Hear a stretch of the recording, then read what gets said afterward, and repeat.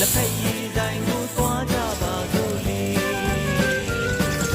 စိုးတိုင်ပင်ကောင်းတိုင်ပင်တငယ်ချင်းများတို့တွေလောကကိုလေခင်းနေချီကဒူးတိုက်ဆွေးနွေးမလီအချင်းနဲ့ပတ်သက်တဲ့သောကမှုမလီတွေဘဝနဲ့ပတ်သက်တဲ့စီးပွားရေးကြောင်းတွေရင်မချမ်းလို့မထားနဲ့လေဒီချိန်ခါမှပြေ